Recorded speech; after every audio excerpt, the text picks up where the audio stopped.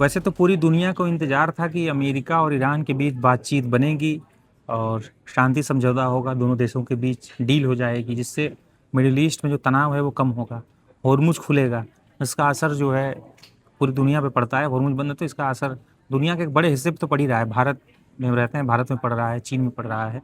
तेल और गैस के दाम बढ़े हैं, लेकिन बातचीत कहाँ होगी और डील कहाँ होगी, ये तो एक जंग जैसे हालात हो गए हैं। हमारे साथ आलोक जी हैं, लगातार इन खबरों को फॉलो करते रहे हैं। तो एक बार फिर मिडिल ईस्ट में अमेरिका और ईरान के बीच मिसाइलें और बमबारी होने लगी है, क्या वजह है जी, इसकी? जैसे कि आपने कहा कि लग रहा था कि बातचीत चल रही है, कोई पीस डील हो जाएगी। जिस तरह से लगातार ट्रम्प दावा भी कर रहे थे कि 1 दिन 2 दिन में peace deal, very close to ये डील बोल रहे वो कह थे, रहे थे कि हम डील के बहुत वो नज़दीक हैं। नज़दीक हैं। और लग भी रहा था कि, और जिस तरह से ईरान ने भी जो जिस तरह से नरमी थोड़े दिखाई, दिखाई उससे थी। लगा कि नहीं, लग रहा है कि किसी डील पे पहुंच जाएंगे और हॉर्मुज खुल जाएगा और चीज़ें सामान्य होने लगेंगी। लेकिन अब जो है हालात जिस तरह से बन रहे हैं ना, वो बड़े ही विस्फोटक की दिशा में जा रहे हैं। मतलब ट्रंप ने तो अभी बयान दिया है, हालांकि मिसाइलें, ब्लैक टॉमहॉक हाँ, मिसाइलों से हमला हाँ, किया गया, हाँ। करीब 50 से जी, करीब जी। 48-49 मिसाइलें छोड़ी गई हैं। हम्म। लेकिन ट्रंप ने बोला कि हम और बड़े मतलब हमले और का भी और बड़े कड़ा हमले सबक करने की सिखाएंगे। अब तो साफ उन्होंने चेतावनी दे दी है कि अब बड़े हमले करेंगे। बड़े हमले हो भी रहे हैं लगातार। दो दो रातों से तेहरान के अलग, ईरान के अलग अलग शहरों पे भारी बमबारी हुई है। उसके एयर डिफेंस सिस्टम को नुकसान पहुंचाया गया है। निगरानी प्रणाली जो होती है, वो होता है रडार सिस्टम को, उसको भी नुकसान पहुंचाया गया है। बंदराबास के पास हमला हुआ है, सिरिक पे हमला हुआ, मतलब कई जगहों पे हमले हुए हैं। और इसके जवाब में ईरान भी रिटेलिएशन कर रहा है। कुवैत में, जॉर्डन में, बहन, बहरीन में जितने भी उसके वो बेसिस हैं, उसको निशाना बना रहा है। ये तो बड़ा मतलब हालात जैसे नहीं होता है, जैसे कि ये और विकराल होता जा रहा हाँ, है। ये लगा कि अब हुर्मुज, ईरान ने फिर कह दिया कि अब हुर्मुज से जो इक्का दुक्का जहाज गुजर रहे थे, बोला कि वो हम भी किसी भी जहाज को नहीं गुजरने देंगे, बिल्कुल, किसी का बिल्कुल। भी कोई जहाज हम गुजरने नहीं देंगे। और भी उसको मतलब कि बिल्कुल बंद कर दिया। तो अब जो है, जो टैंकर्स जोखिम लेकर के जाते भी थे, अब वो भी नहीं जाएंगे। या जो बिल्कुल अब हमले का डर है कि कोई भी जहाँ टैंकर गुजरेगा तो उस पर ईरान ड्रोन में मिसाइलें आकर के गिर जाएंगे, लोग मारे जाएंगे।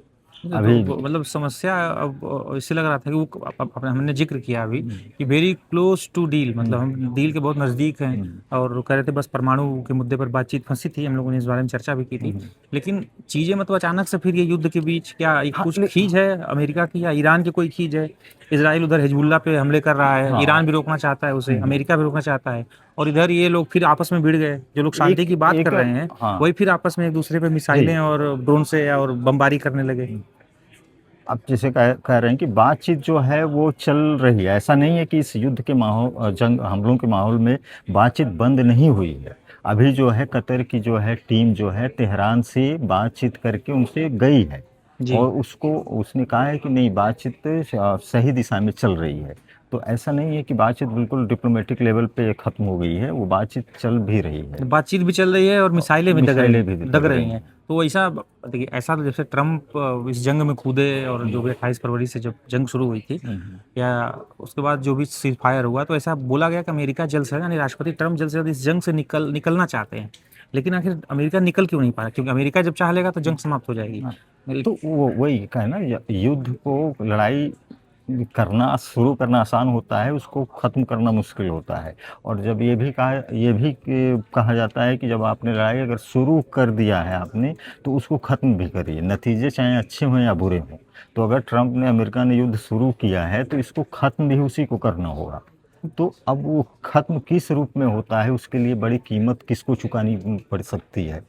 क्योंकि वो तो मान नहीं रहा है ना, इनकी कई सारी शर्तें जो ईरान नहीं मान रहा है, नहीं ईरान मान की रहा। कई सारी तो ये शर्तें ये नहीं मान रहे हैं, तो कुछ तो अब जो मीडिएटर बनने की कोशिश, पहले हाँ, पाकिस्तान ने कोशिश की, उसके बाद अब खाड़ी के एक दो देश कर रहे हैं, ओमान ने भी कोशिश की। हाँ, कतर कर रहा हाँ, है, ज़्यादा कतर कर प्रभावित रहा है, प्रभावित लेकिन अब उसका असर दिख नहीं रहा है, क्योंकि फिर सीज फायर, फिर युद्ध, फिर सीज फायर, मतलब बात ये है ना बेस जी, सबसे बड़ी बात भरोसे वाली की, कि वो आपने कमी इसके जो बारे में है ना। पहले भी बताया था हाँ, कि हाँ।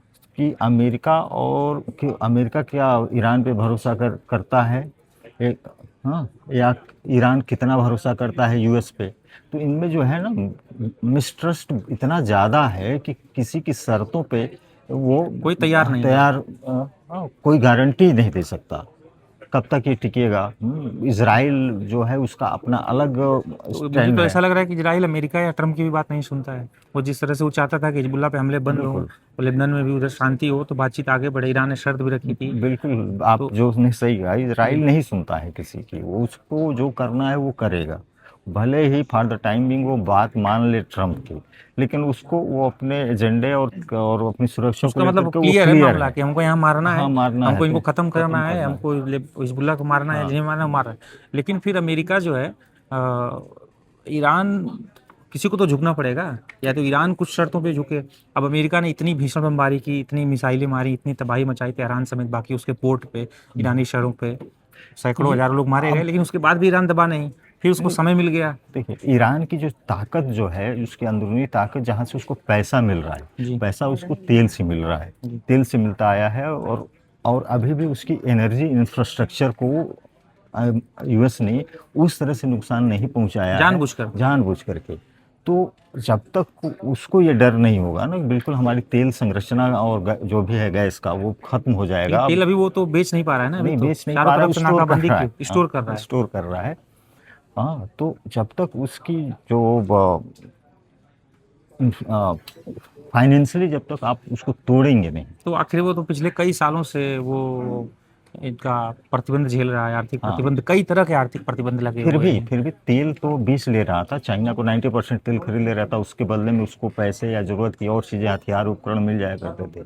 लेकिन अब जब तेल ही बिल्कुल नहीं जाएगा, स्ट्रेट ऑफ हॉर्मुज से निकलेगा ही नहीं, तो कितना अब तेल जो है तस्करी से या इधर उधर से बेच पाएंगे? और इतने महीनों बड़े देश महीनों हो को, गए बंद हुए। सरकार जी को और युद्ध और सेना को पैसे देने के लिए पैसे चाहिए होंगे। जी, होर्मुज को बंद हुए महीनों हो अब गए। महीनों हो और गए, चीन 108 में, दिन हो गए। हाँ अब सोचिए वो हो गए, उसके बाद भी अभी भी वो सर्वाइव कर रहा है, हाँ, कर क्योंकि रहा है। वो ऐसा देश जो कि पहले से भी वो आर्थिक मुश्किलों से हाँ, घिरा बहुत हुआ था। बहुत गिरा हुआ और है और बीच में बड़ी हालत अभी खराब है उसने फिर उसकी। मिसाइलें मारी हैं बहरीन में और कतर में। तो क्या उसने ये जो टाइम बाइंग की थी, जो हाँ, समय उसने अपने, ऐसी रिपोर्ट्स आई थी, हाँ, कई रिपोर्ट्स में, जी इंटरनेशनल रिपोर्ट्स बिल्कुल। में दावा किया गया था कि वो समय खींच रहा है खींच रहा अपनी है। मिसाइल पावर को दोबारा खड़े करने के हाँ, लिए। अब तो किया भी है उसने। ड्रोन मिसाइल सेंटर्स जितने भी थे उसके प्रोडक्शन के, उसमें एंड यूएस इंटेलिजेंस की ही रिपोर्ट थी जी कि उसने बहुत तेज़ी से कर रहा है। और उसको समय मिला, उसने अपनी क्षमता, सैन्य क्षमताओं को फिर से समृद्ध किया और बढ़ाया, और फिर वो हमले कर रहा अब है। हम जिस वक्त बात कर रहे हैं, इस वक्त मिडिल ईस्ट में यानी ईरान और के आसपास मिसाइलें और बमबारी हो रही है। जी, और जो वो भिड़े तो हुए हैं दोनों हाँ, देश, जो लोग शांति, भारतीय टैंकरों पे हाँ हमले। भारतीय, हाँ जी, भारतीय टैंकर पे भी हमले का मामला सामने आया है। हाँ, आपने उस खबर को भी आपने हाँ कवर किया किया है। था। अभी जी उसकी पुष्टि हो गई है। जी केंद्रीय जहाजरानी मंत्री जो है सर्बानंद सोनोवाल ने जी। पुष्टि कर दी है कि इस हमले में 3 जो है भारतीय नाविक जो है वो मारे गए हैं, उन तीनों के शव मिल गए हैं। ये और हमला अभी ईरान ने, ये हमला ईरान ने किया नहीं नहीं, था। ईरान ने नहीं किया, यूएस अच्छा, का हमला यूएस के था। हमले में, तो इसके हाँ, पहले ईरान के भी हमले में कुछ हाँ वो, भारतीय मारे गए थे हाँ, खाड़ी देशों में। हाँ, वो खाड़ी देश में मारे गए थे। लेकिन अभी जो ये वो स्ट्रेट ऑफ हॉर्मुज में ओमान के जो कोस्ट है उसके पास हमला हुआ। और अभी भी जब हम लोग बातचीत कर रहे हैं तो अभी एक और खबर आई है कि एक और इंडियन टैंकर जो है जलवीर, उस पर भी हमला हुआ है। तो हालात जो हैं वो बद से बदतर यानी भयावह होते जा रहे हैं। हाँ, भारतीय टैंकर, इस बीच हमने देखा कि भारतीय उन कुछ चुनिंदा देशों में था जिनके टैंकर जो है गुजरे, 108 दिनों के बीच भी भारत के कुछ टैंकर गुजरे। जी जी। हाँ, चीन के टैंकर तो वैसे भी अमेरिका गुजरने नहीं दे रहा है। तो लेकिन अब उन पर भी हमले हो रहे हैं, तो बड़ी आने वाले दिनों में भारत में भी तेल और गैस की और बिल्कुल, दिक्कत हो और सकती इसको है। लेकर के भारत ने ये संयुक्त राष्ट्र सुरक्षा परिषद में भी इसको मजबूती के साथ उठाया है। उठाया है और चिंता जाहिर की है और आगाह भी किया है कि भाई ये सब ठीक नहीं हो रहा है। इस पे तेल ऑयल टैंकर्स पे हमले तुरंत रुकने चाहिए।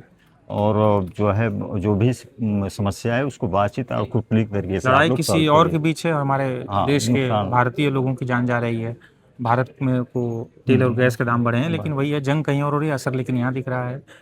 तो बाकी आज के लिए इतना ही। बाकी तमाम खबरों के लिए आप देखते रहिए टाइम्स नाउ नव भारत का डिजिटल प्लेटफॉर्म। मैडम आ रही है। मैडम आ रही है। मैडम आ रही है। अरे मैडम आ रही है। अरे बाबा मैडम आ रही है। मैडम आ रही है।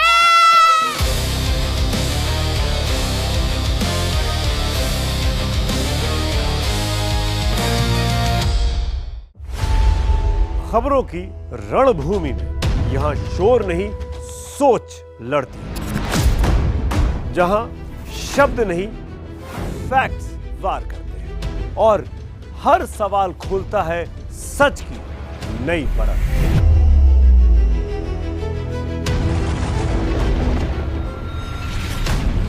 चक्रव्यूह आपके अपने सुमित अवस्थी के साथ सोमवार से शुक्रवार शाम 6:57 पर टाइम्स नाउ नव भारत पर।